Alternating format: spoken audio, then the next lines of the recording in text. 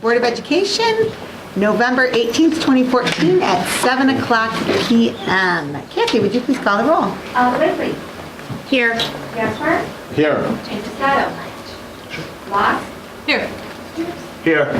Hodge. Here. Dremel. Here. Mr. Stoops, will you lead us in the pledge, please? Certainly.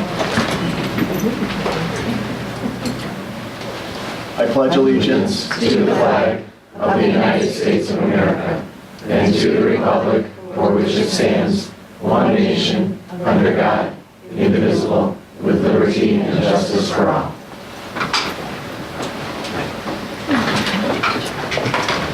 Are there any changes to tonight's agenda? Anything added or removed? There are not any changes. Excellent, then I would entertain a motion to approve the agenda. So approved. Second. All in favor? Moving right on. All in favor? Aye. Agenda is approved. Next, we will move on to public comments. If anybody wishes to address the board this evening under public comments, please see our recording secretary, Kathy Scafidi, over in the corner. She will give you a pink form that has our board policy for addressing the board. Please put your full name and address on the form, as we are required by state law to keep a detailed set of minutes for our meetings. If you would prefer to provide comments for the entire board in written form, there's a blue form that Kathy could give you. When you address the Board of Education or administration will not enter into dialogue tonight on an issue. Doesn't mean we don't take your issues seriously. If you have any unanswered questions, a board member or an administrator will get back to you regarding that matter at a later date. If you have any props or visual aids that you wish to use to address the board, please have them reviewed by Dr. Hitchens, our board elected secretary, prior to your presentation. And we ask that everyone that addresses the board to please come to the microphone at the table so that they can be heard. Kathy, do I have all the pink sheets? Then I would like to invite Mark Harrington to address the board tonight. Good evening. Good evening. I guess before I get started, I just want to make sure, because I don't have an agenda, the tax levy will be discussed tonight? Yes. Thank you. My name is Mark Harrington, 314 Hamlet Street, Batavia. I've lived in the town for 22 years. My children have gone through the schools. 31 years as a public educator for elementary ed in the suburban district. I've been a labor contract negotiator, lobbyist at the state level for school reform, and I've worked with 2 local tax referendums in my career. Tonight, a rare historic opportunity awaits the Board of Education regarding a tax levy.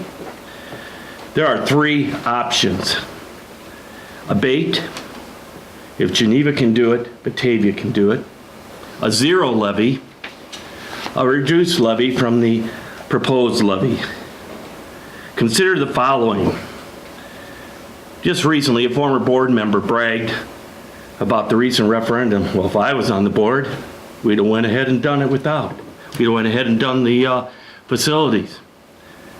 Well, if that's the attitude, and if you have the money to proceed without voter approval for athletic facilities, then you have no need for the increased tax dollars.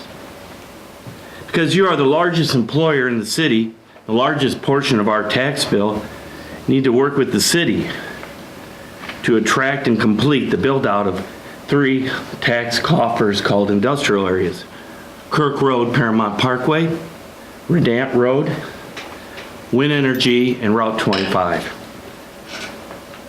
Have we looked at budget cuts? If not, then the tax levy should be tabled tonight, and more Board of Education meetings convened in the next 30 days. Take into consideration the greatest generation that our parents were a part of went through school with less. Children are resilient, adults are not. In the school district, as in corporate worlds, we know about the government waste. Teachers are creative and imaginative with less, with strong results from children. I've seen it. I've seen schools with a 27-year-old science program and 16-year-old social studies books. Budget cuts. Renegotiate contracts, starting with the central office, and redefine their responsibilities. Successful businesses do it all the time, called restructuring. Short-term contracts with incentive clauses based on performance.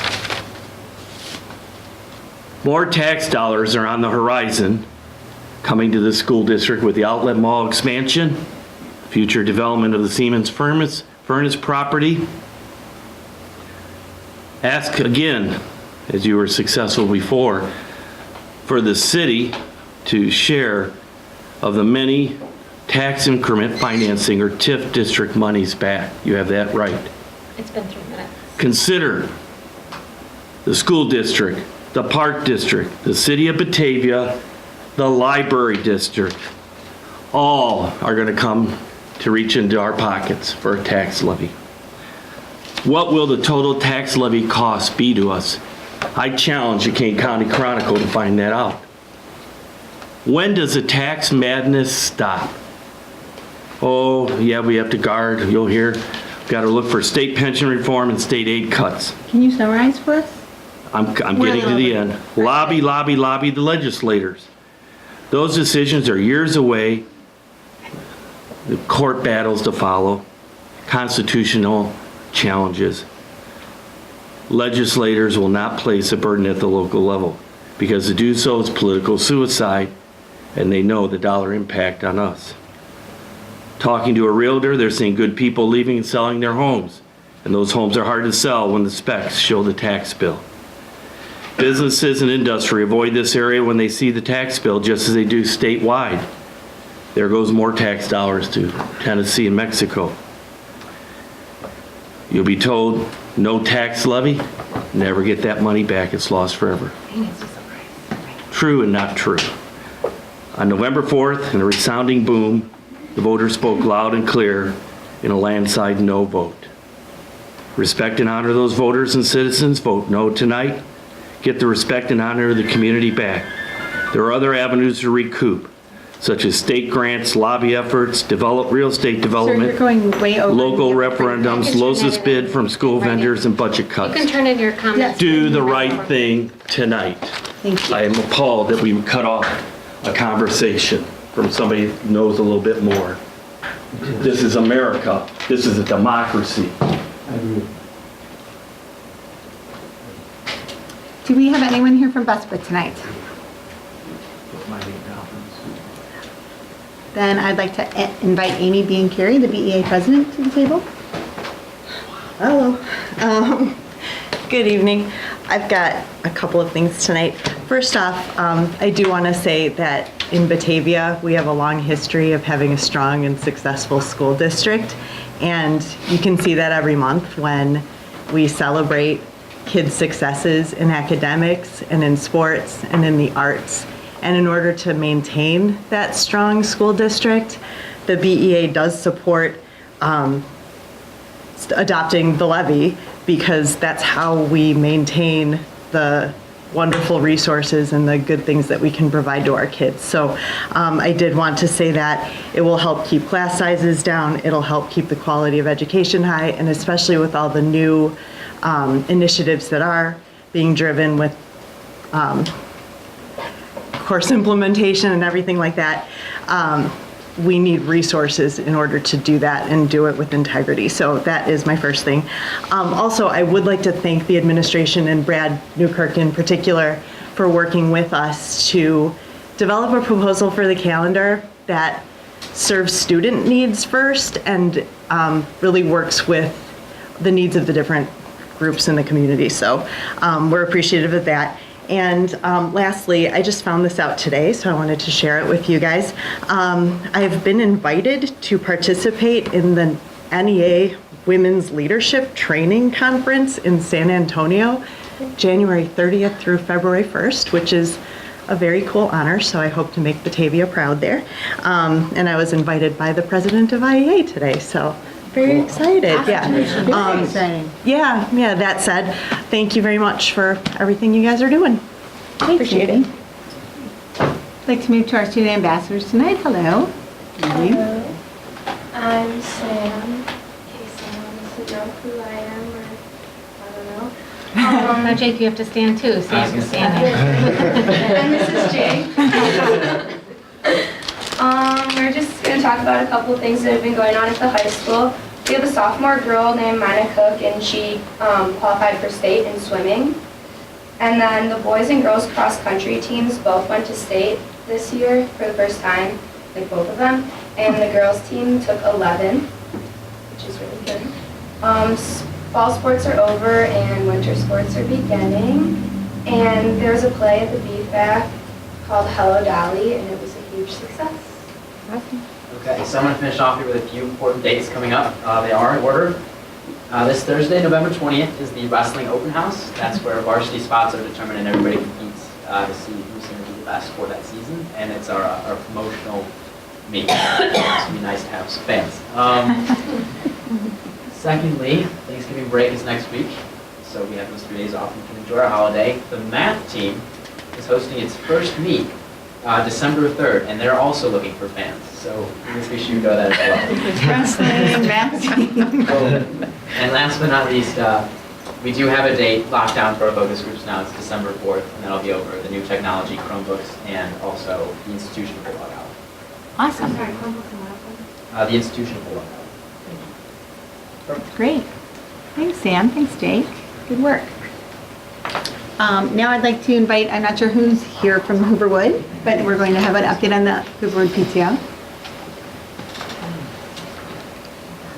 We're still here. Good evening, everybody. My name is Chris Lowe. I am one of the co-presidents of the Hooverwood School PTO, and I'm here to give you guys an update on what's been going on at our school over the last couple months. It's been a while since we've been here. Unfortunately, my co-president is not able to be here today, Charles Napravnik. He is on a plane returning to Chicago. Hopefully he gets in with the weather. But some of the exciting things that we have going on is we have a new principal, Gina Greenwald, who is here. So it's great having her. We're adapting quite nicely and getting to know each other, and things have been going great. We also have issued, or we started a grant program where we are issuing grants we have separate grants for teachers and administrators, as well as grants to the student council, and we've reserved some grants for the general PTO membership. The goal is to try to increase innovation and get people to come up with great ideas in order to improve the atmosphere at the school and to improve the programming. Any way that we can help out our teachers and the students do a better job. So we've been issuing grants, issued quite a few last month. The goal is $10,000 for teachers, $2,000 for student council, and then $3,000 for the PTO membership. Additionally, we had issues earlier in the year with our second grade. However, we seem to have resolved those, and the second grade parents seem to be very grateful so far. They're optimistic, and hopefully everything goes well, so they want to extend their thanks to the board for the work that they did on that. And then finally, the last thing is we are the school that started the Watchdog program, and we have seen it grow to numerous other schools, including Rotolo, as well as, I believe, 3 out of the other 5 elementaries, and as of Saturday, hopefully those last 2 elementaries are also going to be on board soon. So we are very proud of the fact that we started that, and we are looking forward to that being throughout the entire district. So that is our update on Hooverwood. Thanks. Thanks for all the work you do. Thanks, Chris. No problem. Next, someone from the JB Nelson PTO is going to give us an update as to what's going on at JB. Or I don't see anyone from JB. Okay. They did not make it, sorry. All right, then we'd like to move on to the Education Foundation Fall Grants. I see Joanne Spitz, Nan Phillips back there.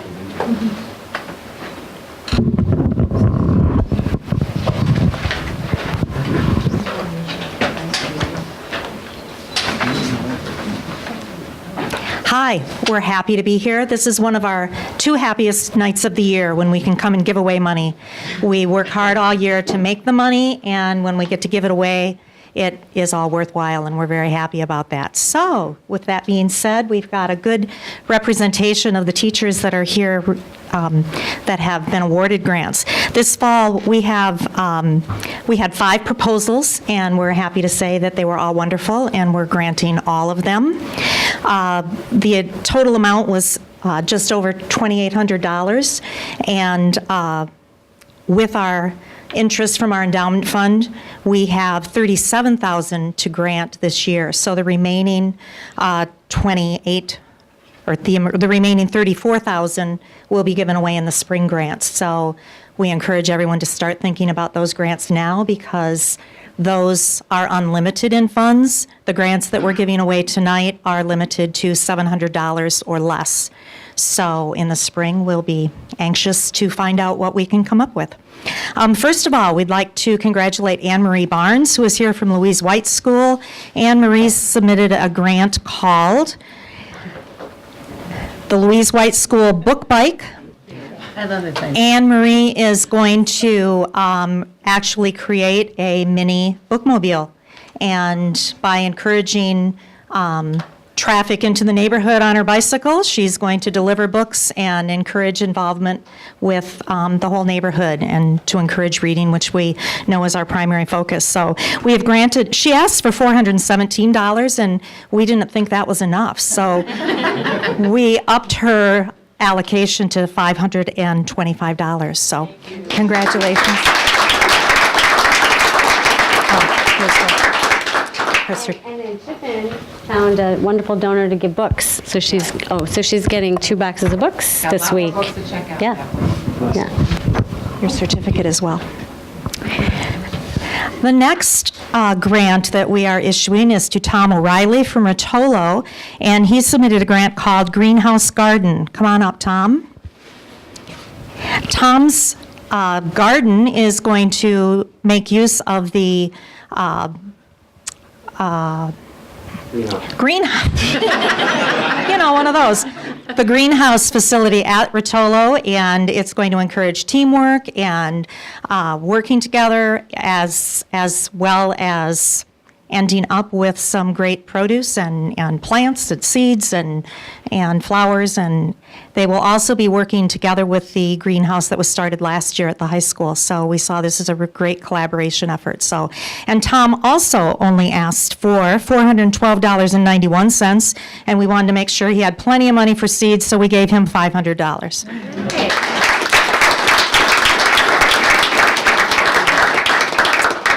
The next grant came to us from a pair of teachers, Dan Russo and Celeste Dalton from Batavia High School, and this is called Boosting Brain Power at the Paw Print Preschool.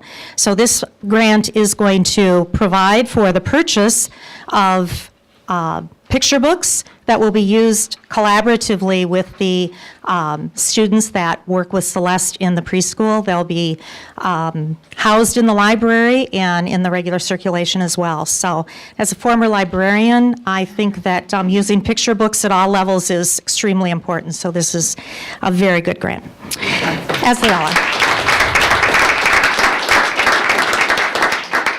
And the next grant came to us from Rotolo, submitted by Catherine Cessna, called Peter Pugmill Saves Clay at the Middle School. This is from the art department, who uses over 5,000 pounds of clay each year, and by helping to fund this, the $700 will not buy this piece of equipment, but it's going to help them in the purchase of it along with other funds. And this was partially funded by money that we have from the Andrea Will account, which needs to go to something in the fine arts. So we congratulate the middle school for saving clay. And the last grant that we have tonight comes to us from the Early Childhood Center, and it's called Batavia Early Childhood Family Fun Night, submitted by Leanne Rodriguez and Suzanne Jones. They are going to have families, their students, attend a family fun night, promoting literacy, and they're going to invite a music performance by Jim Gill, a nationally known performer. So congratulations, and I'd like to be there. And while we're here, we'd like to give a little commercial about our Hall of Honor that is beginning. As you've heard, I hope, the foundation, along with The school board and the administration has established the Hall of Honor Committee, and we've been working very hard to get this established. Nominations are what we're looking for now. We've got everything in place, and we're appealing to the community and anyone who has any historical knowledge of Batavia's graduates and where they are and the wonderful things that they have accomplished. We want those nominations in by February 1st. Our event is being planned for Homecoming Week in September of 2015, and we'll be getting more details to you about that very shortly, but we're very excited about that coming up. Thank you.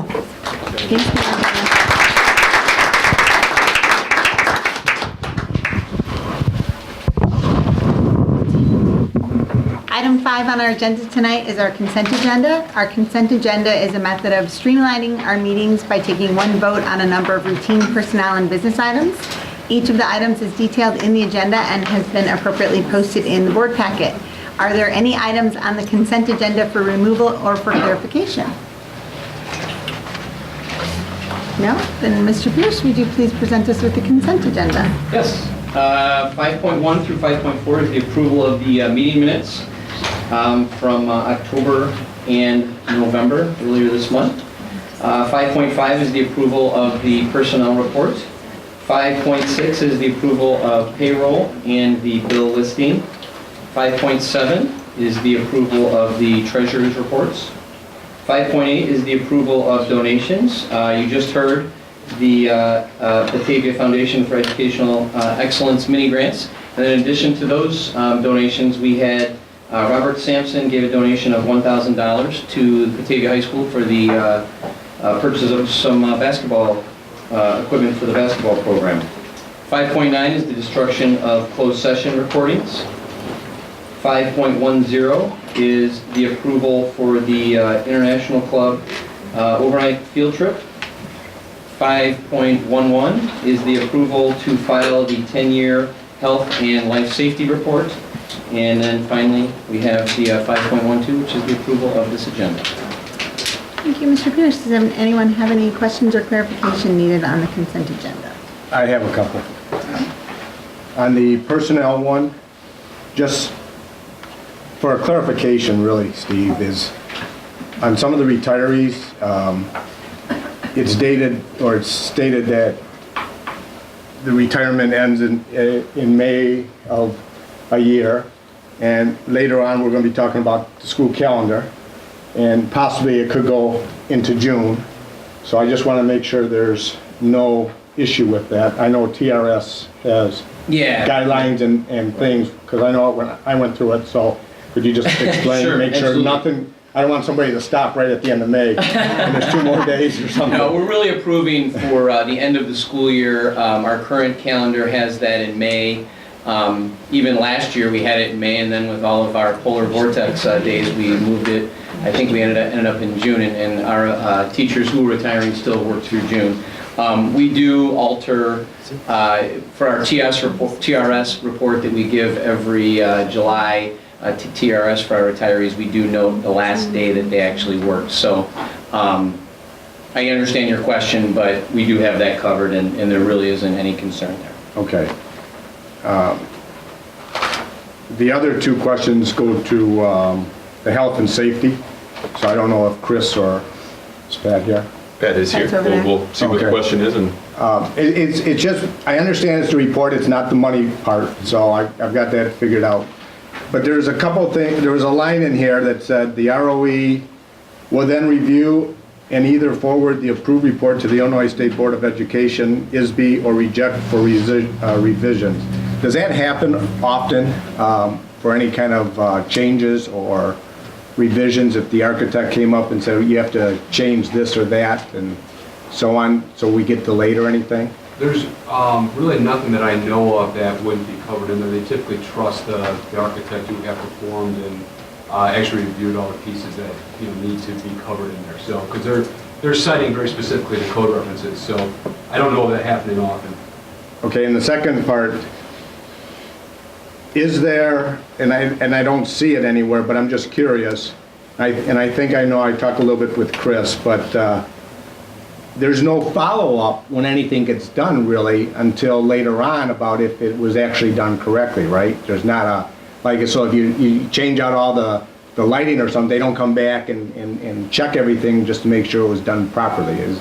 Actually, it is inspected, so as that work is performed, we're required to, it would be done under a permit. So Okay. we would file for a permit from the ROE, the bid documents would be, developed, we would actually go out and procure the work, perform the work, and then to close out the permit, the ROE would come out and inspect that work.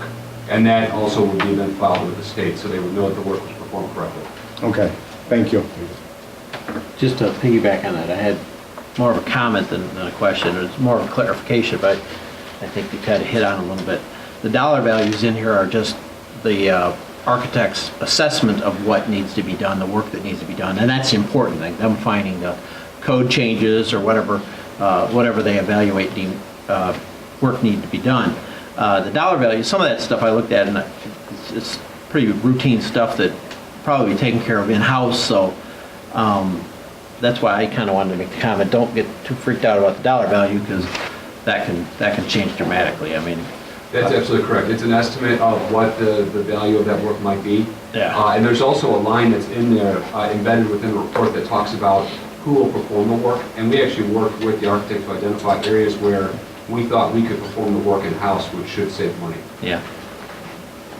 So you're not approving the numbers for each of the projects, you're Yes. simply approving that these are the appropriate projects that they have identified. Thank you, that's what I wanted to. Clarify. Thank you. Any other questions on any items on the consent agenda? Okay, then I would entertain a motion to approve all items on the consent agenda as presented. So moved. Second. Moved by Locke, second by Hodge. Katie, could you please call the roll? Blakely. Yes. Gaspar. Yes. Locke. Yes. Stoops. Yes. Hodge. Yes. Dremmel. Yes. Consent agenda carries. Next, we will be moving on to items for discussion or information only. The first item under that section of the agenda is the 2015-2016 school calendar proposal discussion. I'm assuming that's Dr. Newkirk. Yes. Working with the board policy committee, we developed a calendar development process that we are piloting this year before it becomes an administrative procedure within the board's policy. And that process really started by gathering input from stakeholders. So in talking to parents through the Batavia Interschool Council, in talking to our staff through the association, and in talking to students in some of our student focus groups as well, and the board, we gathered feedback around our current school calendar and asking really the question, does this meet our educational needs? And that was really the key piece of feedback that we received from the Board of Education. We're interested in developing a calendar that meets the educational needs of the district. So with that kind of task and that mission, we really sought together some feedback, and with any calendar discussion, feedback is often very mixed. People have certain likes and dislikes. They love Columbus Day, or they'd rather see us get out earlier or start later after Labor Day. There's all sorts of likes and dislikes within the calendar, so it's hard to see themes within that feedback which would give us clear direction.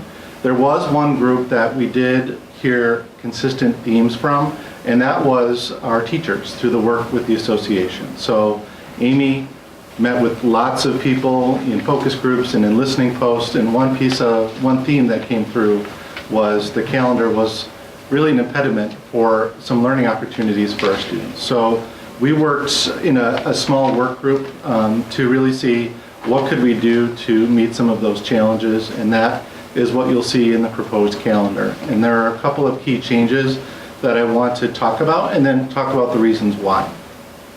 One of the key changes you'll see in the month of August is that we would propose a staggered start to the school year. So high school students would be starting on the 17th, all other students would be starting on the 19th. The reason for that is because our high school's on a block schedule, and because of our desire by students especially, and parents, to have finals before the winter break. We can't really take many days out of that first semester and have a balanced semester. So there's currently an imbalance of a number of days. It's about a week of instruction that's different from the first semester to the second semester. So to take further days would really imbalance that. When you're on a 4x4 block schedule, there are many great things about it, but you want to have an equal balance between those 2 semesters because that's instructional time for teachers to deliver the curriculum and for students to learn. So we couldn't really take away time from the first semester because a consistent piece of feedback that Amy and the association gathered was that the first weeks of school are very intensive, especially for our younger students. And we even heard that feedback from parents that the first weeks, because they're all full weeks, there wasn't really any time to catch their breath, was very intense for especially our younger students and even some of our teachers. So that's why you see that staggered start. It affects 4 school days, so these 2 school days, and then the end 2 school days. There would be no other days where it would be disjointed by high school and then our pre-K 8 students. So that is one feature that we built in there and the rationale for that. The other you will see are these triangle days, which are half days. And there are many school districts around us that have used this in their calendars in the past, but Batavia has not. And these are our school improvement days. They're allowable under the school calendaring guidelines, and they would mean a half day for students, but a full day for staff. So our staff would be engaged in the work of school improvements. That could be professional learning, that could be looking at new curriculum, it could be looking at assessments and setting goals, but our staff would be engaged in that. One thing that we're coping with now is that in the past 4 or 5 years, we will see all standards from all of our major subject areas completely change. And these aren't just tweaks, these are complete overhaul of standards. So we had math and ELA 4 years ago. Last year was the next generation science standards. We're anticipating there will be new social studies standards adopted probably in January of this year, is what we're hearing. In addition, we're seeing some of our other subject areas undergo significant standards changes. Art, PE, all of these subject areas are in the process of overhauls for their standards. And what this means is that we're in a process of developing new curriculum and implementing that new curriculum. And it's not an easy process. So there is a need within our district to provide professional development for all of our teachers and not make it optional. There is a desire for staff to work and collaborate together to really meet the challenges of these new standards. Right now, our options are to host optional sessions after school or before school, and that is really a very limited period of time that doesn't meet everybody's needs. And then also to sub teachers out during the day, which pulls them away from instruction and from our children. We feel that by using the school improvement days, we could sub out teachers less, keep them in classrooms more, and also provide time for collaboration. So that's why you'll see those school improvement days in September, October, and then sprinkled throughout the rest. Kind of the third piece that we worked on was in March, we've traditionally had and contractually had a half day of spring parent-teacher conferences. And in talking and looking at our signups at the high school and asking teachers about this, teachers really said, if a kid needs a conference, I'm not waiting until March whatever in order to have that conference. I'm going to make sure that I'm reaching out to parents in a number of different ways. That day is great. I can get some conferences done, but it's not necessary and not well utilized. So we converted that to a day that we feel we could utilize for an additional school improvement day on that day. You'll see that this is the calendar draft that we worked together on. There are, we thought through the implications of some of these changes, and once we know the direction, we would start to plan some of those things so that we could, one of the things that came up was talking about, with additional half days in our calendar, we want to make sure that we're looking for what options do parents have out there for childcare, especially at our elementary schools. What can we keep kids engaged with during those half days, but still allow our staff the opportunity to engage in that meaningful work.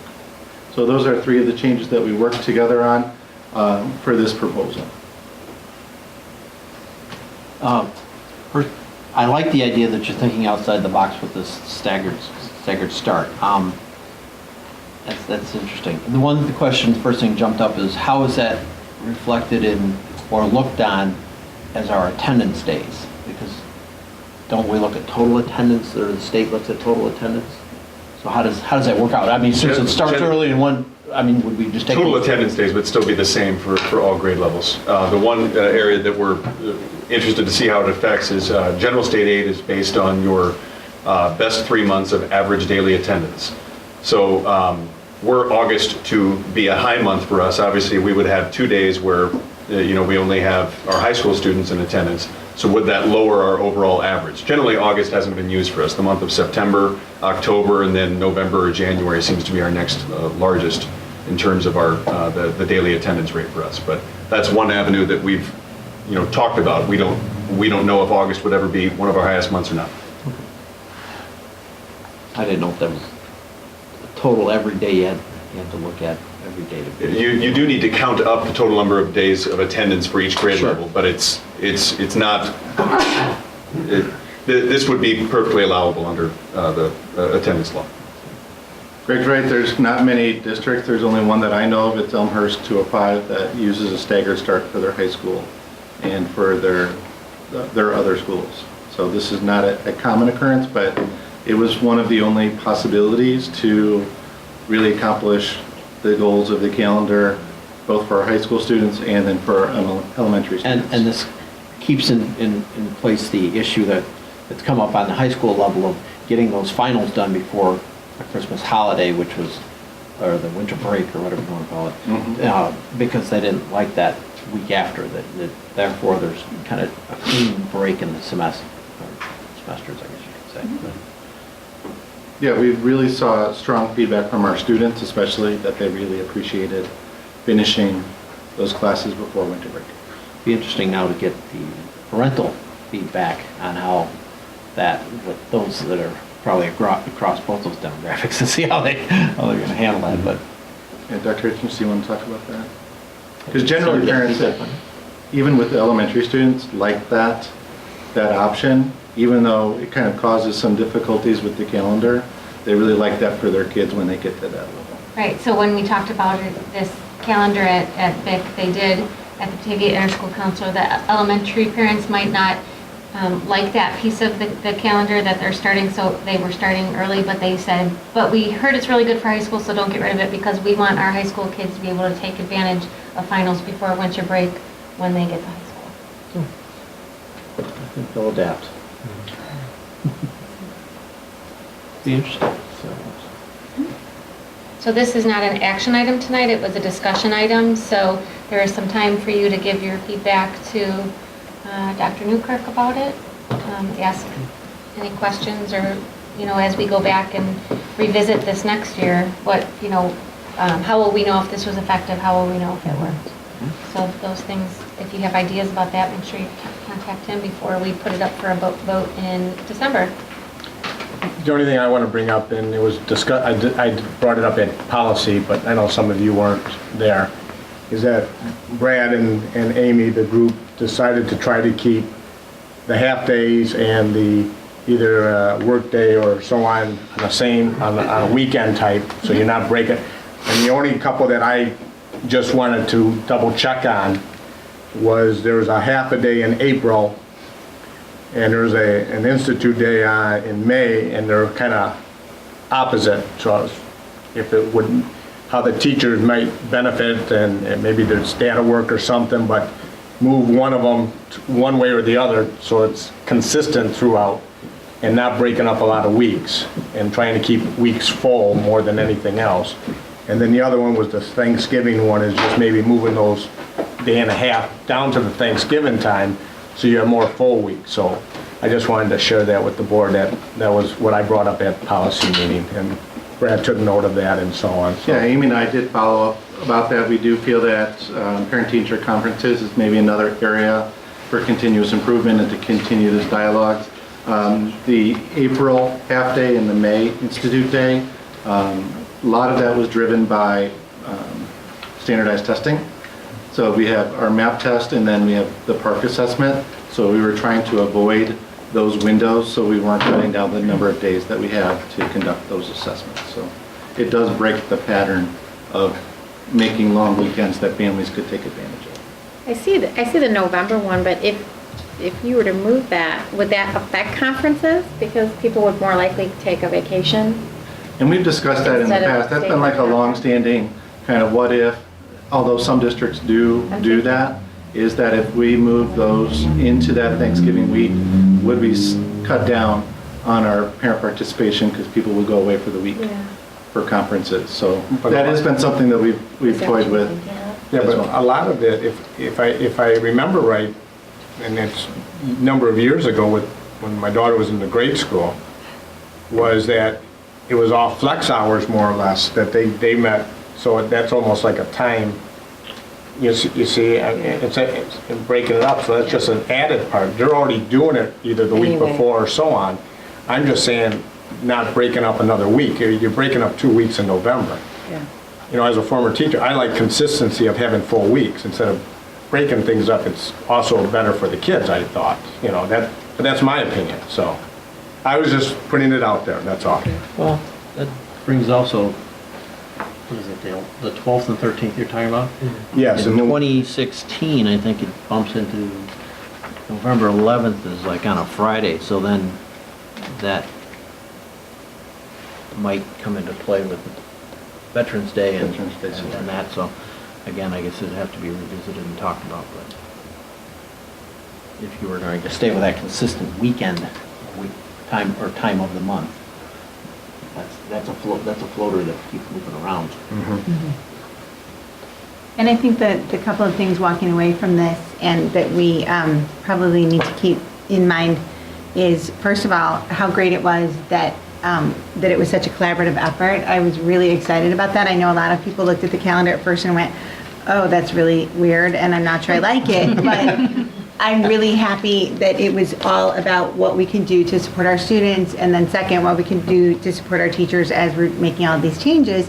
And then I think what Dr. Hitchens mentioned, looking at it next year and assessing, did it meet those goals that we were trying to meet? I think that's a really good process, and I have a lot of comfort level knowing that I'm hearing from our two expert groups, because frankly, my opinion's a lot less important than what I think that is going on for our students and what's going on for our teachers. So thank you guys for doing that and working hard and grappling with all those issues. Thank It's you. really, I really think great. that's a good point, that even if we go ahead with this and adopt this, there's no reason to say this is set in stone for ever and ever. Right. Well, we've switched, if we've done it differently before. Yeah, there's so- no reason to change it up the next year. I think it was one of the reasons we decided not to do the 2 or 3 year adoption of a contract or of a calendar, because of the fact that things do change. Any other questions on the calendar? Any other comments? Why are we, are we getting out so early all the time because of that finishing that first semester up before Christmas? Just to keep the 2 semesters even? And I just want to, I had heard a good thing, I just want to say it out loud, is this is going to keep, the teachers will be in the classroom more often instead of having to leave the classroom to go to meetings. So this is, if that's helping in the classroom also, correct? Right, that's one of the goals here is to reduce, and teachers don't like it, they're making sub-plans, Amy can talk more extensively about that, but, that's to be gone from your classroom is a big deal. And we try and make those experiences worthwhile and valuable to staff, but it's still putting an additional burden on staff to prepare sub-plans that actually keep kids learning and growing while they're gone out of their classroom, and this would help us reduce that. I can't say it will eliminate that completely, but it will help us significantly reduce that. So that would be one metric that I would look to evaluate this calendar is how much did we reduce our subbing out teachers for professional development or curriculum. Especially with that block schedule. Where you went? That's important to know. Anything else? Good. All right, then we will move on to the 2014-15 enrollment projection, 2014-15 enrollment and then projections for 2016 through 18. Dr. Mann. Yeah. So good evening, everyone. If you recall, last month, one of the consent agenda items was authorizing the administration to begin developing next year's budget. It's an odd quirk that you have to take action to let us start doing that, but So this month, we have the first two things for you. The first is defining what our enrollment is now and trying to project what it's going to be for next year and the few years beyond that. Personnel is generally 70 to 75% of our budget, and that is entirely driven by how many students we project are going to be in our buildings. So if you can go to the next slide, please. A quick reminder on how we go about projecting enrollment. The basis for the enrollment is a method called the cohort retention rate, and it measures for grades 1 through 12 how many of the students in the preceding year stayed with us and were retained and matriculated into that next grade level up.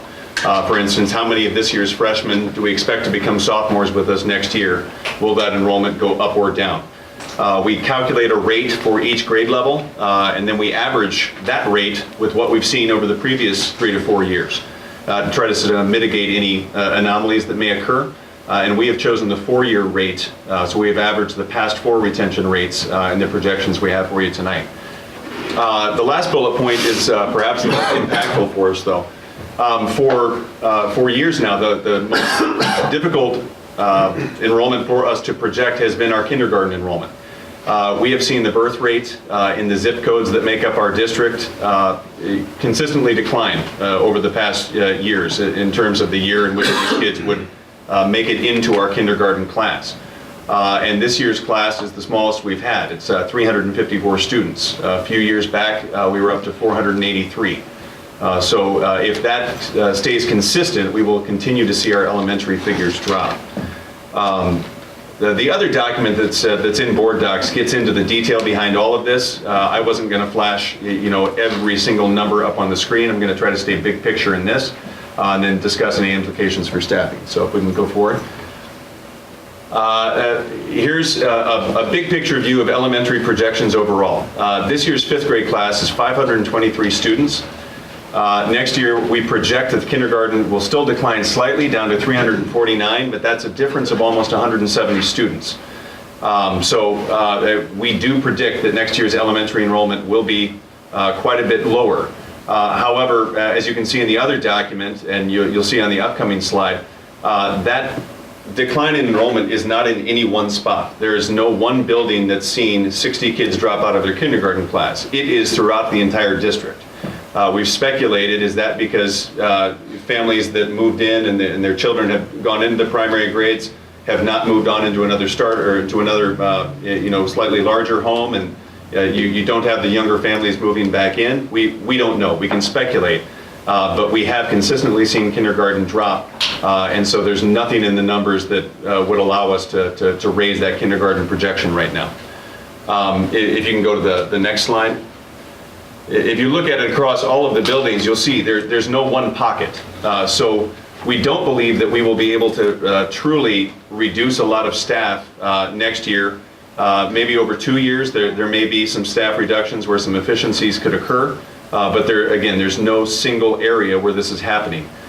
We do predict that you will see some schools where maybe they'll drop a section of 3rd, but they're going to gain a section of 4th as one bubble, we call them bubbles, but one slightly larger class at that school moves up through the grade levels, but nothing in terms of large overall reductions, because this is happening in little pockets throughout the entire district.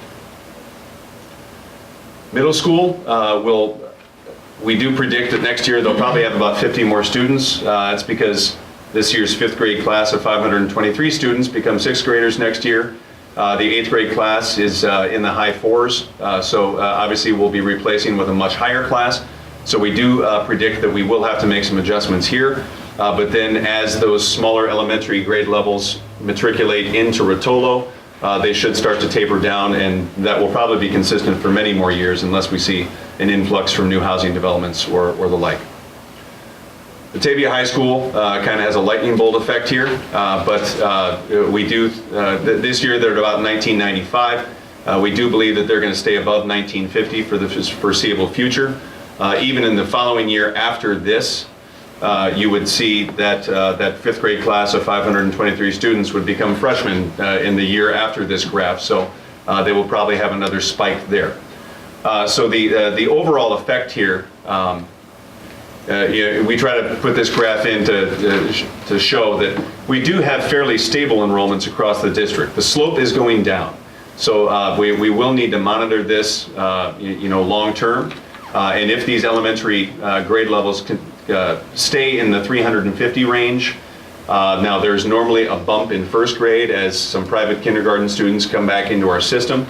But over the long term, this could have an effect on our long-term staffing over the next 4 years. But in none of the 3 years that we're looking at in these enrollments do any of our elementary schools drop below 350 students overall for the entire school.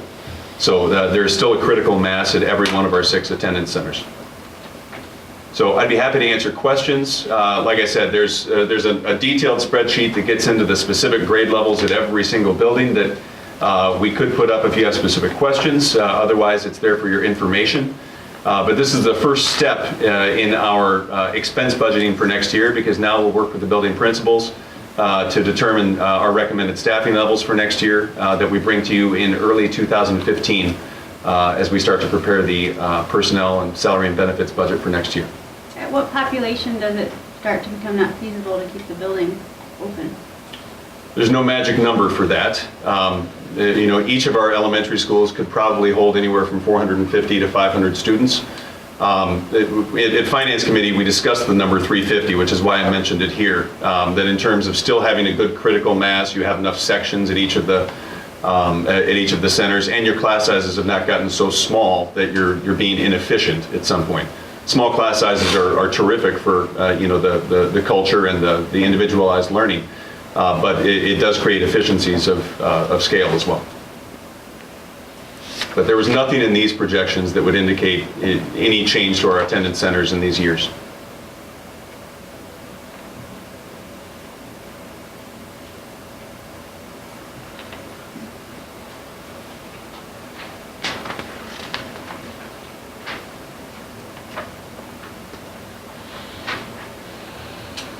Any questions on the enrollment projections?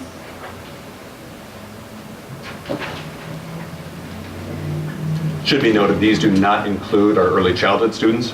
These are simply based on the fall housing report, and I have subtracted the preschool students. So Gustafson, I think there's another like 135 early or preschoolers that attend on a part-time basis at Gustafson. And it also does not include any post-12th grade. So some of our special needs students that are still with us after their 12th year. Those are not included in this either. It's simply a K-12 projection. And something that we'll continue to look at and monitor. Every year. Yeah. Right. Poised and prepared to talk about it more deeply. All right, if there's no other questions, we'll move on to the Batavia High School Advanced Placement Update. Thanks, Chris. Dr. Newkirk. Sure, and I would invite Joanne Smith, the principal of the high school, up to the desk to talk a little bit about this. And I don't know if you went to the district website this afternoon, but there's a new announcement on there, and Joanne's going to provide some details behind that. But Batavia High School, for the 3rd year in a row, was named to the College Board's Advanced Placement Honor Roll. So that's a great, exciting opportunity for the high school and great opportunities for our kids, and we just wanted to share some of the data and the reasons behind their inclusion for that distinction. Thank you.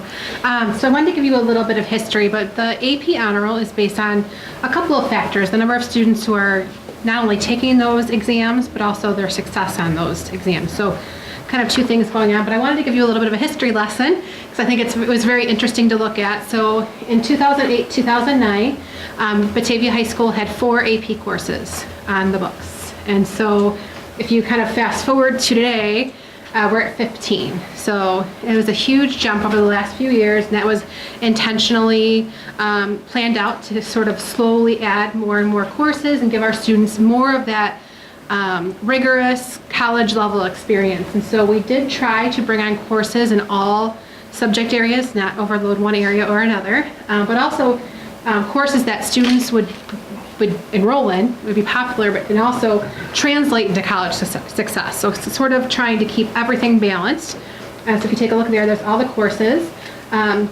Recently, our Curriculum and Assessment Advisory Council voted to bring to you for your approval next month. So sorry, I didn't think with it. One more course called AP Human Geography. So we'll talk more about that next month. So that's pending board approval. And so that's the kind of a history lesson in terms of the courses that we brought on. And really it was to give kids that challenge that they needed. And we heard loud and clear from them and from the students and their parents that they needed that experience. And so we were happy to do it. And this is just to give a little bit of background on this as well, is that in a previous board, this was one of their main priorities, was they set a priority that we would increase the level of rigor at the high school.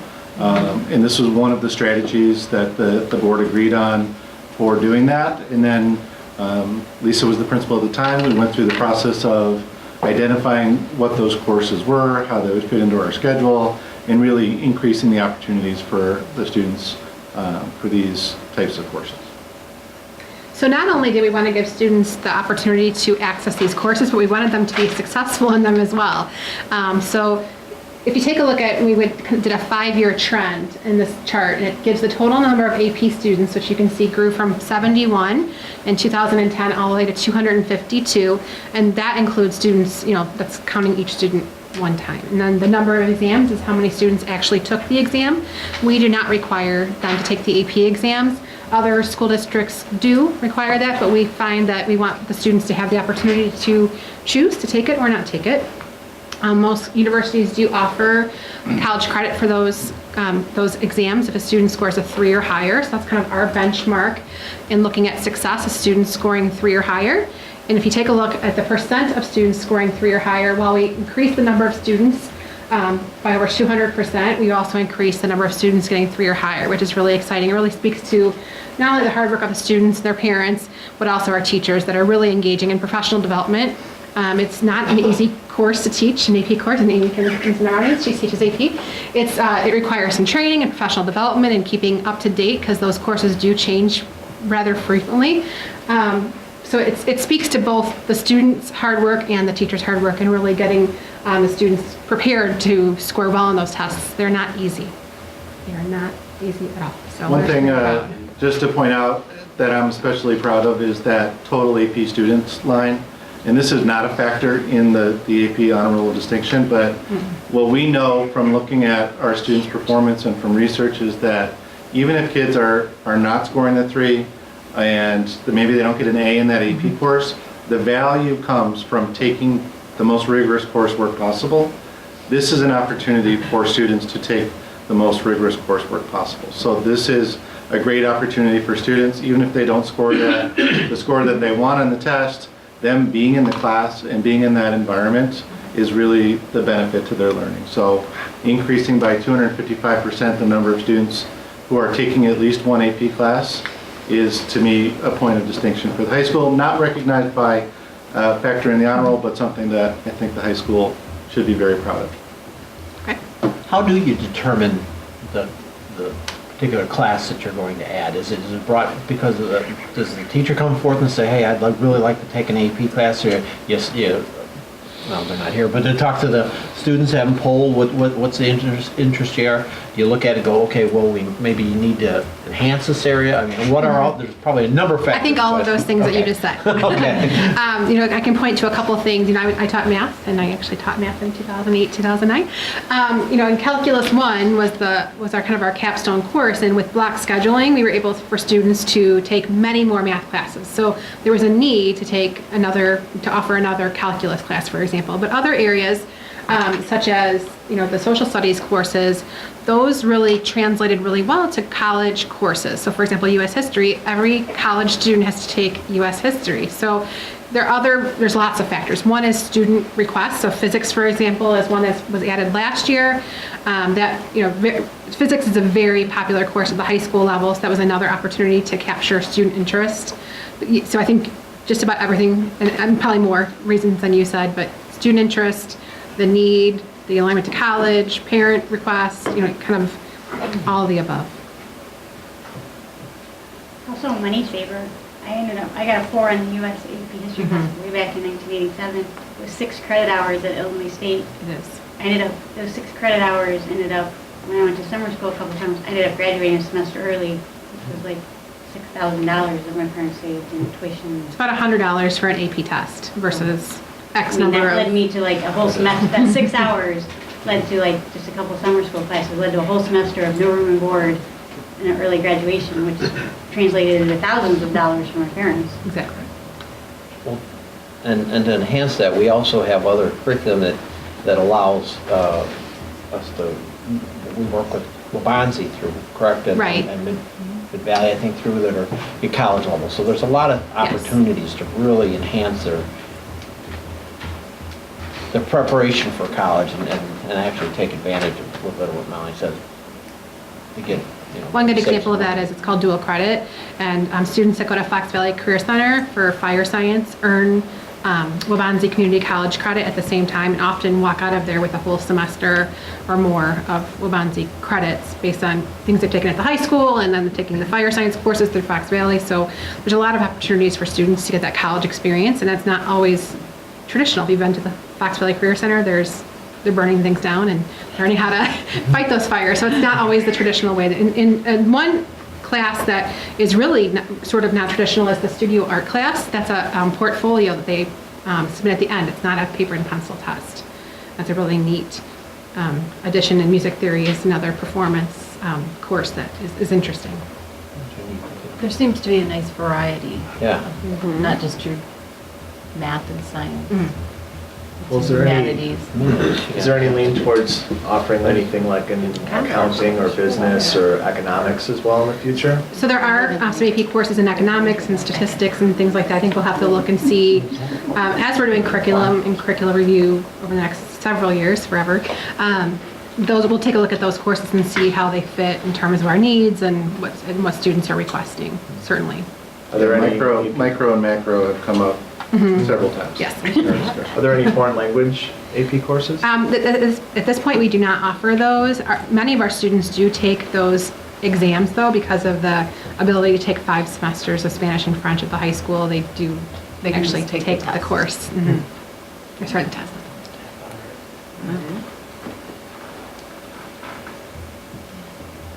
Other questions? How many students would you say take more than one class? A lot. I don't have the number off the top of my head. No, but it's yeah, it's the a majority very of them take more large than one, number, isn't it? especially if you look at their entire high school career. At one point we looked at just freshmen and how many honors courses they took, and over half of our freshmen take at least one honors class. So many of our students take. So you start even as a freshman? In honors, yes. Yeah. Many of these are clustered at the junior, senior level, so Right. they're predominantly there. There is a sophomore, so European history is a sophomore level course. And the course that we'll be bringing you next month for approval, human geography, is actually a course that schools offer at the freshman level, an AP course at the freshman level. And one thing about the, going back to 2009, it was my first year as principal. Brad was the assistant principal for curriculum, and when the board said we would like you to come up with this plan to challenge the students, and so, Brad really drafted this plan, and he said, all right, we'll come up with 16 AP classes, and we both looked at each other like, that'll never happen, because we didn't think that we would get the student interest to fill that many. And every year, it's like, all right, we have enough interest from the students and the parents, and we're seeing successes that we were able to keep adding and adding, and it's amazing that I remember that conversation in 2009 when we thought this will never happen. We'll never have this many, because it wouldn't be sustainable, because we are cognizant of making sure that we're running this schedule as efficiently as we can, and we're filling the classes with students.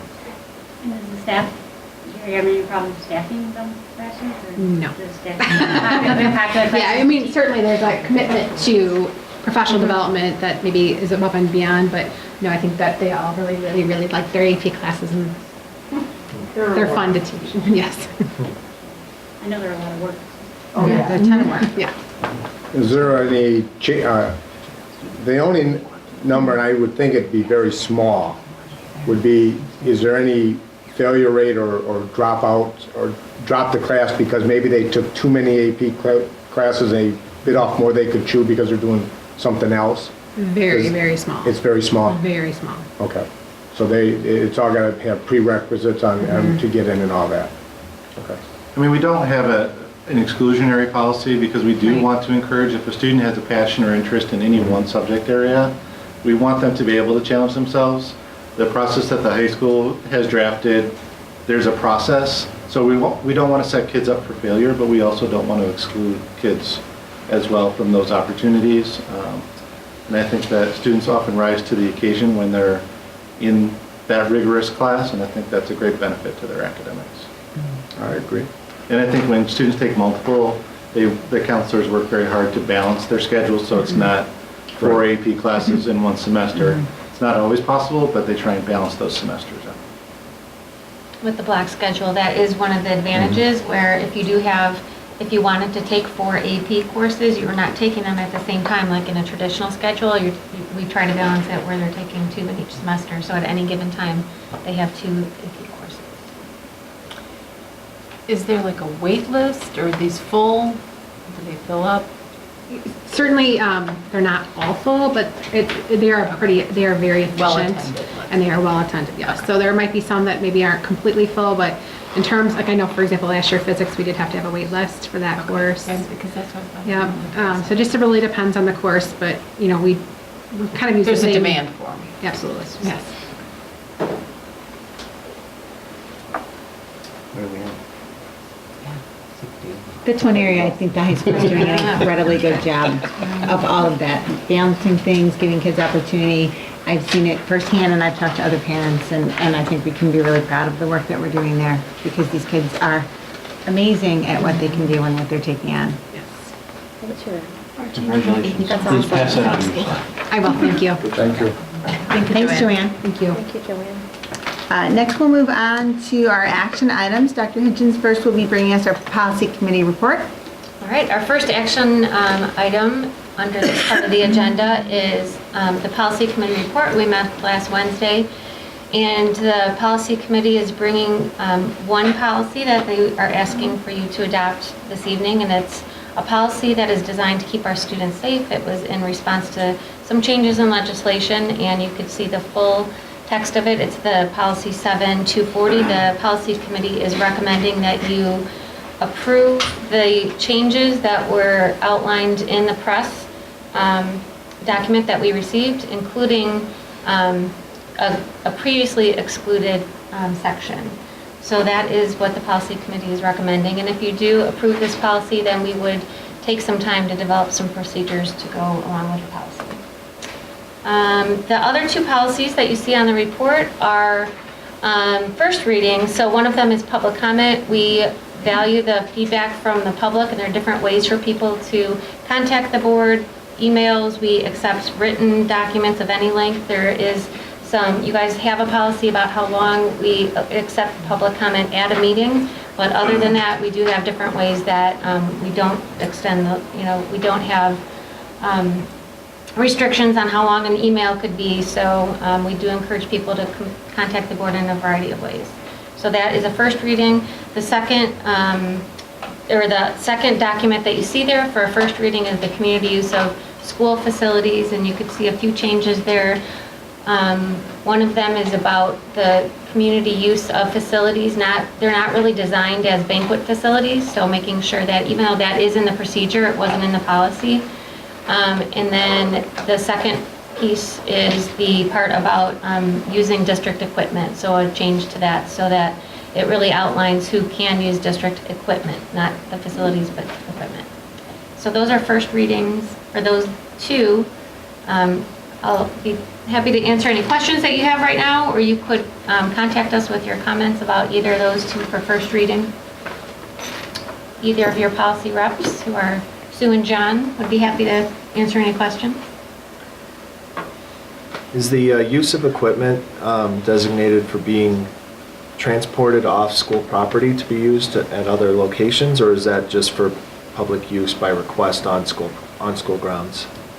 There is a process where that would be evaluated now by the Buildings and Grounds Department. If somebody did want to use a piece of equipment off of our property, it would be considered. That was addressed in policy. How would the transportation of such equipment occur? Would that be used by district means, or would that be up to the designee who would be borrowing the equipment? Pat, can you give us an example of a time that we have used it? I know we do use Yeah, this. so past practice might be, for example, there was a charity function where we delivered tables, district tables to an event, or to a location not on district property, and then eventually picked them back up. We only delivered them to the site, the people borrowing set them up, and whatnot, and then broke them back down, and then we picked them up and took them off the site. So an example of such. Another example might be if it was more towards like the intergovernmental piece, say a piece of equipment were to break down and we were to come to the aid of somebody using one of the district trucks to help with something, snow plowing, for example.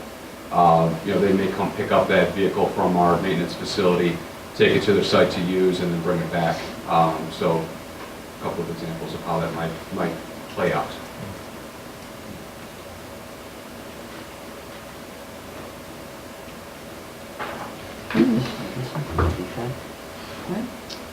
For the community use of facilities? The Fine Arts Center does have its own set of procedures that are on the website as far as rental. So specifically, which part were you talking about, the banquet facilities? So this would be individual. Right, so individuals saying, can I rent your cafeteria for a birthday party? And we have never allowed it. It was always in our procedures, so we don't allow it, but we just wanted the policy to match the procedure. We get asked a lot? Pat said more than we would. More than you would know. Think about it. And the board does have, part of this policy is the facilities we do welcome the community to use the facilities when they're not being in use for district purposes. However, there are some restrictions, like something like that is really a burden for the facility itself and the staff. We weren't designed to have 800 people, using it as a banquet facility because we really don't have the facilities that go along with that, and that's not what they were designed for. So we do have some restrictions. This is one of them. I think Pat brought up the point too, that they asked to come in like on Thursday to set up, and they need access ahead of time, and it's just not feasible with school in session. And just managing the cleanup of that, Managing even that. during the reception, Yeah. or the wedding reception, or whatever it would be itself. Take care of all this. We're actually a school, not a banquet facility. Good learning facility. Any other questions on any of those policies? As Dr. Hitchens said, the only one we're taking action, asking to take action on tonight is policy 7.240. The other two were just for first reading. So if there are no other questions, I would entertain a motion to adopt policy revisions to policy 7.240, Code of Conduct for Participants in Extracurricular Activities. So moved. Second. Moved by Impastato, second by Blakely. Kathy, would you please call the roll? Blakely. Yes.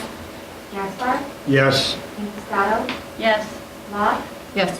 Stupi. Yes. Hodge. Yes. Dremel. Yes. Next, we'll be moving on to our discussion of the tax levy. And we are scheduled for action after the discussion. Just waiting for Dr. Newkirk to get to a lot of text in this one, sorry. The presentation at the top, please. So just as enrollment projections were the first step in setting next year's expense budget, the tax levy is the first step in setting next year's revenue budget. The tax levy that we are asking you to adopt tonight affects the second half of our current fiscal year, as well as the first half of next fiscal year, as it is on a calendar year basis and our budget goes from July through June. Just to go over some definitions here real quick, this is the levy. This is where the board certifies the amount to be raised from local property taxes.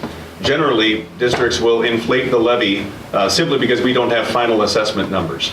Now, historically, there were times where we didn't even have estimates yet from county assessors at the time of this, so districts would really balloon the levy a lot. That's a term that's been used in the past as a balloon levy.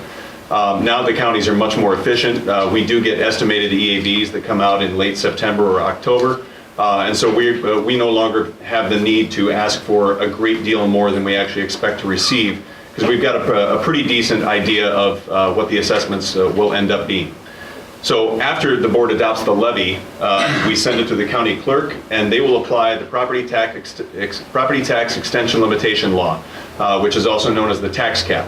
That limits the extension, that limits the amount of taxes the board receives to either last year's extension with inflation or the CPI, or 5%, whichever is less. The CPI that is used for this levy is 1.5%, and that was determined last January for the time frame of December to December prior to that. So the county clerk will then take that, modify our levy, and convert it into the tax extension, which is sent out in tax bills to all of the property owners within our community. So right now, you're adopting the levy. The county clerk will apply some calculations, and then that will be extended out into the community in next year's tax bills in the year 2015. So what we are proposing to the Board of Education for the 2014 proposed tax levy, in the education fund, $44.2 million, which is about $200,000 more than we extended last year. Operations and maintenance, $7 million, $100,000 more than we extended last year. In transportation, $2 million, which is almost $400,000 more than we extended last year. Transportation is one of the funds where we do have a deficit this year. In IMRF, which is Illinois Municipal Retirement Fund, we are proposing a levy of $900,000. On Social Security, $1.2 million. That covers the FICA and Medicare payments for all of our employees. Special education, $8.5 million, which is $1.2 million more than last year's extension. And in bonds and interest, we don't actually levy this. The county clerk extends this on your behalf. But next year's bond payments are scheduled to be lower than calendar year 2014. So we do expect that to be lower next year when it gets converted into a tax bill. So the total levy that we are asking the board to adopt is $63.8 million plus the bonds and interest there that the county clerk will extend. So we're really talking about $73.7 million. We can go to the next page. Breaking that down into percentages, last year in the operating funds, we extended $61.55 million. So going up to 63.8 is an increase of 3.64%. There you see the bonds and interest amount of last year. They extended 10.2. This is 9.9, so that's a decrease of 3% for bonds and interest. And in totals, the total extension with this levy and the bonds of 71.8 would convert into 73.7 for next year, which is an increase overall of 2.68%. If we can scroll forward. Now there's other documents that you've been able to review in your packet, which breaks into the detail of how these calculations came to be. There's also an expected 2015 extension. So I said the CPI used for this levy is 1.5%. The estimated EAVs that we received from Kane County came in at a minus 1% overall.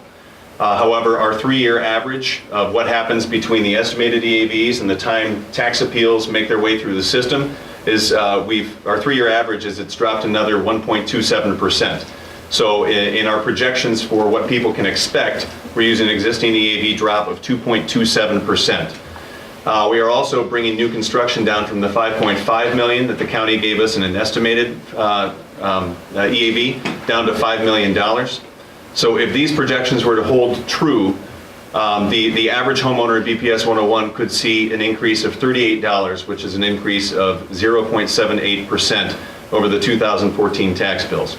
Now I want to be clear when I say, with the average homeowner, that projects for us, we take our total parcel count and compare that to the overall residential EAV. I think it's a fair market value of just under $244,000. And when we say the average homeowner, that assumes that their EAV dropped by 2.27%. And it's that number that really dictates how people will compare to what we're saying is the average. If someone's home appreciated in value by, say, 2%, they could expect to see a larger increase than this 38%. However, if their EAV dropped more than 2.27%, obviously they'd see a lower tax bill than we're projecting here. So it's all based on the district averages and how an individual property relates to those district averages. And that's just in their school district portion of the tax bill? Just the school district portion of the tax bill, that's correct. This next slide just gets to show a little bit of how the board has been fiscally responsible in the past. These are the tax rates for Kane County school districts from the year 2013's levy, which was extended out in 2014. This comes from a source called Forecast 5 Analytics, which is a data analytics company that we've partnered with. They pulled tax rates from the county clerk's websites, and this shows Batavia as having the second lowest tax rate in Kane County. There could be a little, District 300 and Elgin have overlapping EAVs. So if you look at the Kane County clerk's website, their tax extension was calculated using an estimated EAV. This represents the rate that they finalized in Cook County, which has all of the final EAVs, and I'd be happy to explain how those things happen. We're very fortunate to be in one county here in Batavia. But overall, Batavia has a very competitive tax rate compared to our other county school districts. I would be happy to answer any questions you have over the detail that's provided in board docs. You can see the detail on this levy. You can see the detail on what we expect to happen in 2015.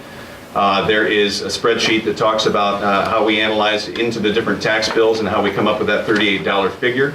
There's also the certificate of tax levy, the official document that gets signed by the president and secretary that we submit with the county. These are all the members of our ROE, correct?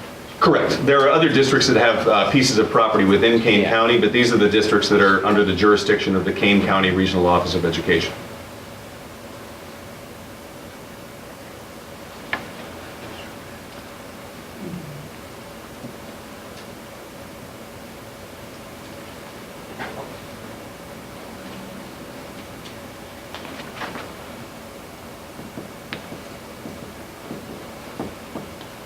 I know all members have had this information since last week, and I know you've all spent quite a bit of time looking it over. I know that those of you who needed to meet with Dr. Mon had an opportunity to do so. Are there any lingering questions, clarifications that you need? I guess one that jumps out as one of the largest increases is special ed at $1.2 million. Can you scroll back up to the slide that shows all of the different funds and the individual? Thank you, Dr. Newkirk. There we go. I don't know if I saw a breakdown of that, but what, if you could just explain. Sure. I mean, that's... So special education has its own levy. However, within our district budget, it is a sub-fund of the education fund. So the education levy and the special education levy both go into the same fund within our district. At Fund 10 within our budget is the education fund. Fund 16 is special education. So when we report our district budget, special education gets aggregated into Fund 10. The state budget form does not have any sub-funds like we do to provide greater detail. So in this case, in the education fund, we are up against in addition to the limiting rate of the tax cap, there are also certain maximums in individual funds. And in the education fund, that is $4. We cannot levy anything above $4 in that specific fund. We are very close to that rate. However, we did have some more room within the individual rate of special education. We have carried a deficit in our special education fund ever since we created it. It's generally cost more to run special education and services for special needs students than the revenue that comes in. But this is just an opportunity for us to levy more directly right into special education, especially because we did have a little bit more room within that individual fund. Normally, you would see the education fund increase a lot more than the $200, and the special education fund would have a smaller increase.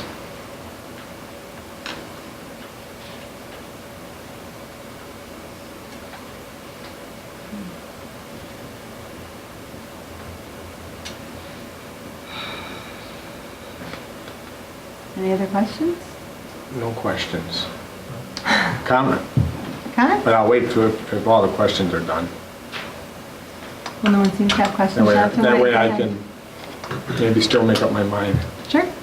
So my comment is this. Since the finance meeting, I've been struggling with this on either side. So one day I'm on one side of the fence, the next day I'm on the other side of the fence. And yes, I am a taxpayer. Some people forget that. I've had my child go through this system. I don't have anybody in the system anymore. But I look at this a couple ways. I look at it as, this is not just a one-time deal right now. This is looking down the road. This is how I'm looking at this. And when I look at it at some point, and Dr. Mon and I have had some discussion on this, and then finance, I said, I want to try and keep everything right where it's at right now. We're not overspending anything, what we're doing, we're just keeping what we have. And I've said that all along since I've been elected, that I don't want to cut anything, I just want to keep it where we're at, no overspending. But then on my other side, where I say, okay, it seems like it's too much, why do we need it? But then on the other hand, I'm worried on what's going on in the state. And that's what scares me more than anything else right now. And that part of Senate Bill 16, we have a new governor-elect, which who knows what's going to happen. And Senate Bill 16 scares me, I think, more than anything else. And I don't know if everybody's really understands it. It's just that, and I know I disagree with sometimes what the administrators have been saying, that they're believing the lawmakers that nothing's going to happen or it's going to be put on hold or whatever. I don't trust them. And that's where I have a hard time with, is that when I'm trying to think on how I'm going to vote on this, is that I would like to say one way and then I turn the other way, because Senate Bill 16, what it will do, even if it's tweaked a little bit, it's taking the Band-Aid off, putting it somewhere else on you, didn't solve the problem even though they say it's a reform, and it's taking money away from us and putting it up to Elgin. Okay? That's not helping us. And then over a 4-year, it could come out to maybe $4 million. That's a lot of money. That's a lot of cuts. What are you going to do? And I'm not for that. And that's why and then with the new governor-elect, I have no idea what he's going to do or how he's going to work with the legislators. And so then I go back to, I want to capture this because at least I know we have it, but I want to make sure that if we capture this, it's only spent for what we have and not adding anything. We keep it into reserve, we keep it on the side. If down the road we can abate something back to help out, then that's what I want to do. But then I get back to that other point on the fence that, well, if I don't do anything, yeah, it doesn't maybe raise it, but then at some point it's going to go more like other districts around us have. And that's where I'm struggling, and I know I'm going to have to decide on a vote soon. But I've always said, I moved to this city, what, 16 years ago, I think, somewhere around there, for the education. And I value education. I'm a retired school teacher. But I still want to be fiscal responsible, that I want to capture at least something we can get. The bottom line is, we have what's in front of us that has been given to us by legislative down in Springfield. That's the bottom line. Do I think it's fair? No. That's where everybody's got to take their complaints, is down there. Because the formula really has to be changed. More than anything else. And it's not a Band-Aid approach. They'll call it reform, they'll call it whatever they want. And that's all it is. It's not a true reform. They'd be scrapping it and saying maybe taxpayers only pay 50% or maybe 40%. And the state chimes in and pays the rest, what they should be paying. So this one right now is a struggle. And in my mind, I'm thinking how I'm going to vote. And regardless on how I vote, it's what I think is going to be best for this town, for this city, for the kids, for myself as an educator. My wife's still teaching because we value it. So I just wanted to put my 2 cents out there. And that just visibly showed the struggle that probably all of us go through with weighing back and forth and back and forth. I don't think anyone sits up here and just makes a slam dunk decision only considering one side of things. I think some of the steps that we have taken that support our desire to be fiscally responsible is our negotiated agreements with our education partners. have tied increases to CPI. So we are trying to manage that in a very conservative way, and I think that's an important step, and they really worked with us on that. I think we are also cognizant of, we're looking at our bonds, and in 10 years, 11 years, our bonds are paid off, and I think that we're all committed to making sure that we are focusing on that. We are taking care of our buildings. So all of the things that we are doing are for the long-term benefit of the district. And so bottom line is we need to continue with that focus. And I think, John, it's important that you keep advocating for those values that you believe in. So, you know, there's 7 of us sitting here though, so you don't have to carry the weight of the full decision. We'll bear it with you. Any other comments, questions, concerns before I call for a vote? What happens if we don't vote? What happens if we don't? If you don't vote, is that what you The said? full levy. Oh, I thought you meant just not vote tonight. I like that option, but I know that's not an option, so. Well, it is an option because nobody has called it for a vote yet, so. Yes, you could lower the levy to any amount that you see fit. Anything that you take, any amount that you lower the levy by now, if it results in a lower extension than what you'd be entitled to under the tax cap legislation, that would compound because next year's levy is based on the total amount of taxes that you brought in, not the total amount that you could have brought in. So anytime you lower a levy below what PTEL will allow, it does have a compounding effect.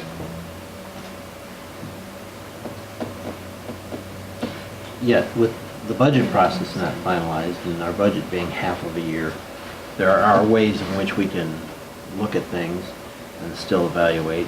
And as John had mentioned, if we see down the road that we are able to make those adjustments through an abatement or whatever, those options are still available to us. So it's not a, it's a final, it's a decision, but it's we still have ways of working within those funds. And I don't know if you all would have noticed that on our Finance Committee minutes, but, or notes from the Finance Committee, excuse me, the minutes have not been approved yet. But we've been talking about that one of our areas of discussion will be our long-term financial strategy. And so, you know, there's a lot of moving parts, and an entirely new board could be here 4 years from now when some of these long-term plans that we're making would be taken into place. But all we can do is the best that we can do now with the strategy, with the philosophy, and with our decisions, moving us in a way that we all support.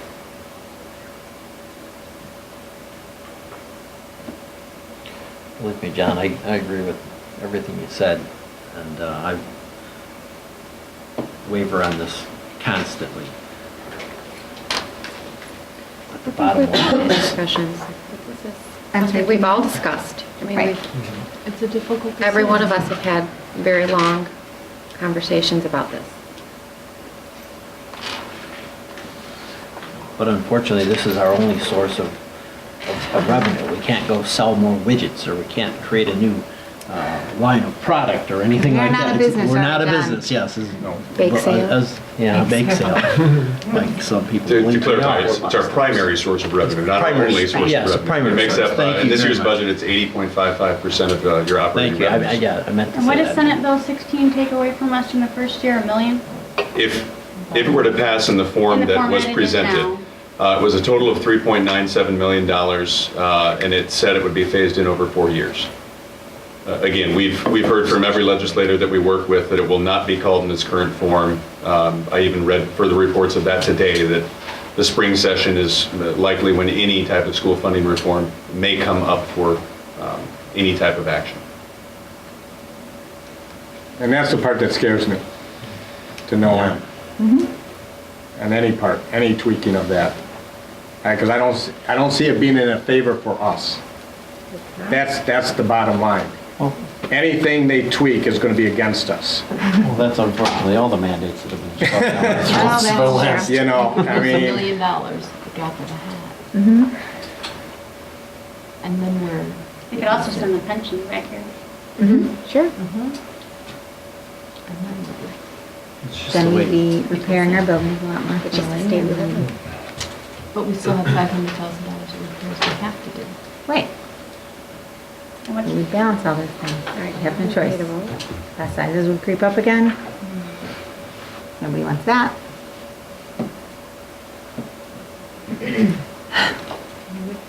Are we done processing our angst? Yeah. You're gonna make a motion? Yeah, you guys ready for me to call for Yeah. vote? No other comments? Then I would entertain a motion to adopt the 2014 tax levy as presented. So moved. Second. Moved by Stoops, second by Locke. Kathy, could you please call the roll? Ricky. Yes. Gaspar. Yes. Thought he left. Impastato. I didn't see him.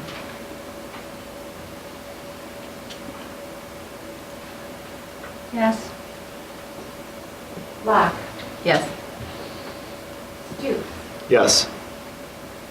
Hodge. Yes. Drummer. Yes. All right, levy is passed. I'd like to move on to administration comment.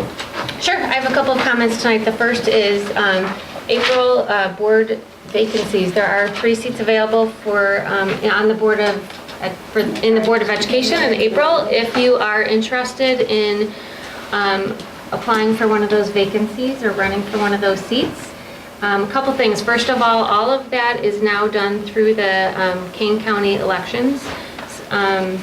So you can visit their website. There is a link on our website to their website, but they manage all of the entire process right now.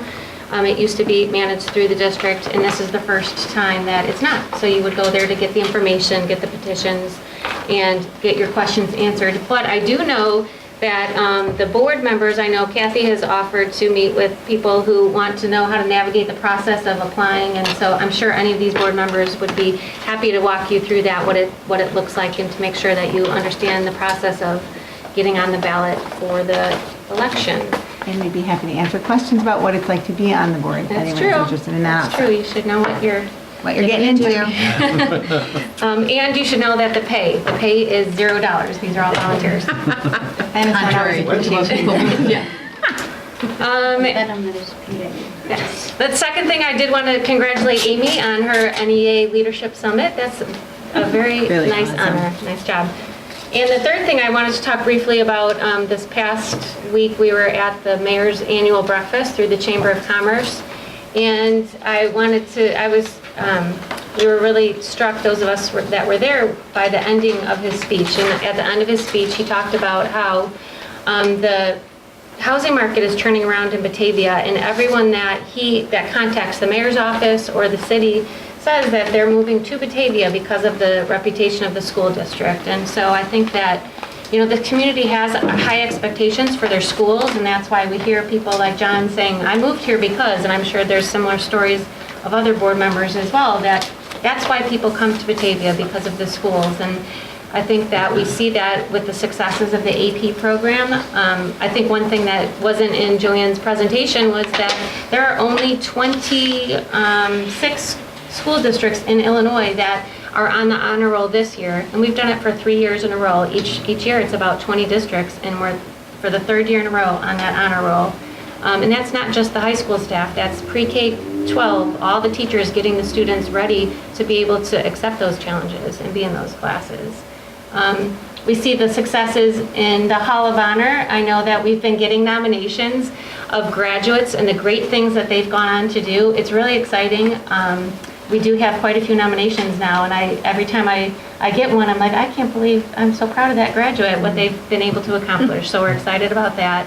And we've done it all with the second lowest tax rate in Kane County, and we spend less per pupil than the state average. Thanks, Lisa. Thanks, Lisa. Let's take down here, Melanie. Do you have any comments tonight? Just that I think everybody needs to appreciate that everybody on this board puts a lot of hours into many, many meetings, and outside of the meetings, they put many, many hours. So, albeit we appreciate the emails we get, understand, we are same taxpayers that you are. We pay our taxes. We get the same tax bills you get. So know that when we make these votes, we are not exempt from the same tax bills that you're getting. We struggle just like you do. I have a husband that has a struggling business, just like many of you do. I've been the sole income for 7 years. So I feel your pain. When I make these votes, I know exactly what you're going through. But I also know that I want 35 students in my kids' class. I want teachers that stay in Batavia, teachers that have master's degrees, teachers that are dedicated and want to come to work every day and go work in buildings that aren't falling apart. So when you spew venom at me in your emails, I take it to heart and I don't appreciate it, but know that I still put in the time necessary to do a good job. And so I know everybody on this board does. And if you want to spew venom, do it to Springfield, because I worked for both Speaker Daniel and Speaker Madigan. And when the Velvet Hammer wants to pass something, he's going to do it. And he has a veto-proof majority. So it doesn't matter what Ronna wants to do to shake up Springfield. If Madigan wants to pass that bill, it's going to pass. Thanks, Melanie. Jason? I just wanted to extend congratulations to the AP College Board notoriety for the honor roll for the high school. It's really great to see. I was never lucky enough to take any AP courses, so I didn't go to Batavia.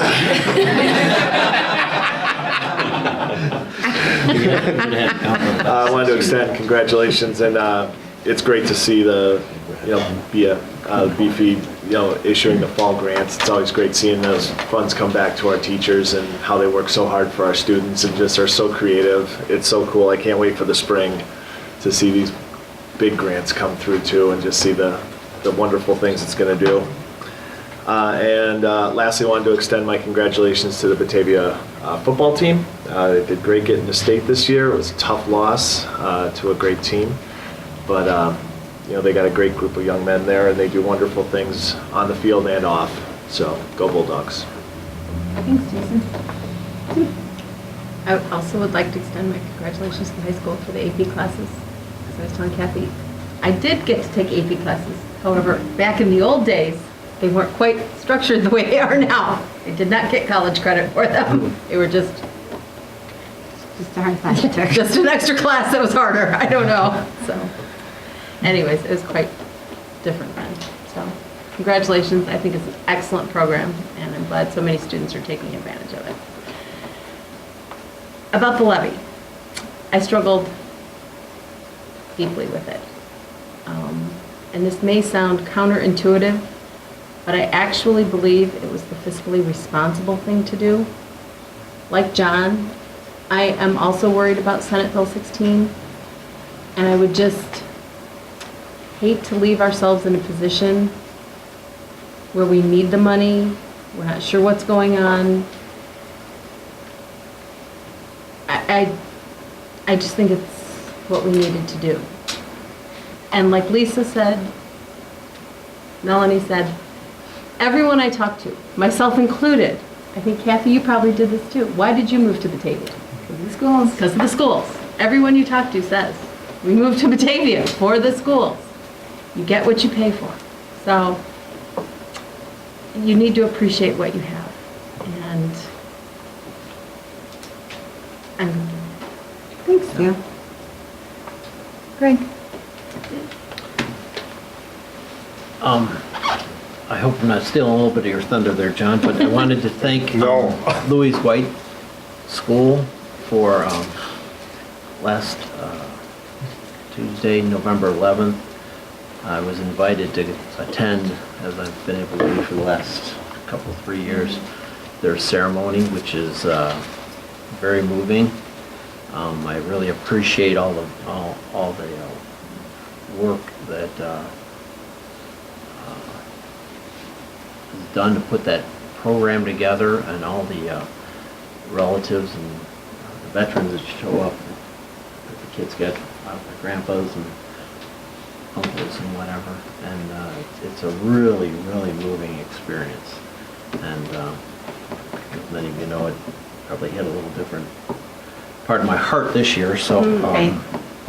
But I was really appreciative, and I want to thank them for putting that on, and that's something that I'll really remember. It was a great show, or a great ceremony.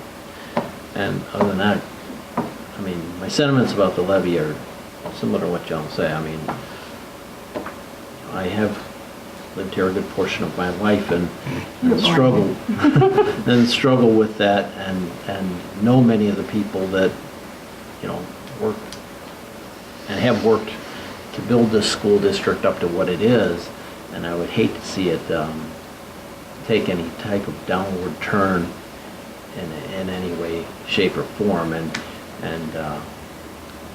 I agonize, you know, daily about how dollars are spent throughout the entire community. So, but yet I think we have people here that are very dedicated to their position and put the children of this district first.